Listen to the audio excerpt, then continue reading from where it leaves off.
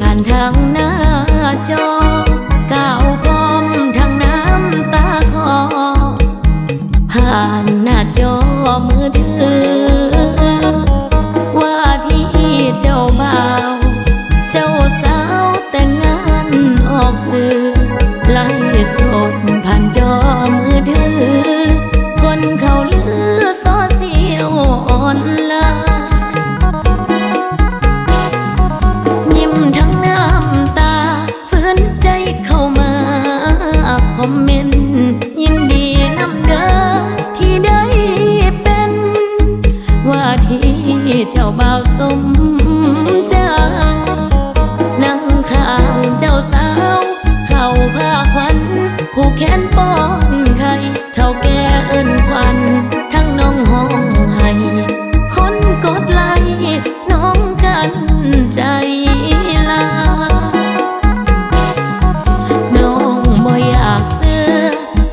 สิกลายมาเป็นคนซ้ำที่เคยหวานซ้ำสุดท้ายกลายเป็นคนเสียน้ำตาบ่ได้เคียงง่ายเข้าพาควันอ้วมงานวิวาหน้าที่ของคนบ่มีค่าคือเส็ดน้ำตาอยู่ทางนอกจอ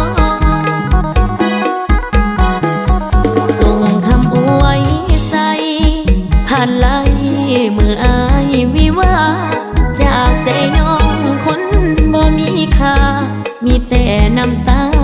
ไหลมาท่วมจอนี่น้อผู้ชาย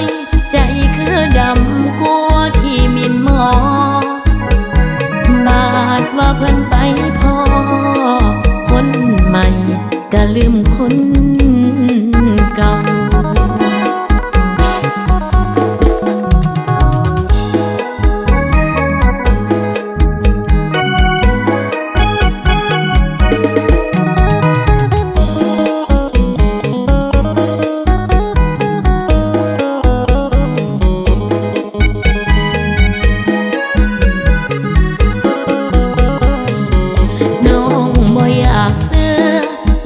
สิกลายมาเป็นคนซ้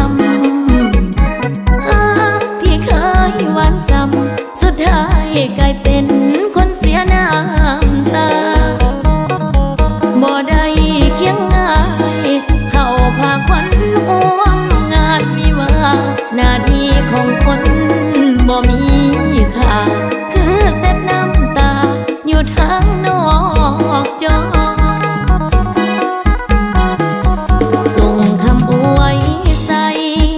ผ่านไล่มืออายวิวาจากใจน้องคนบ่มีค่ามีแต่น้ำตาไหลมา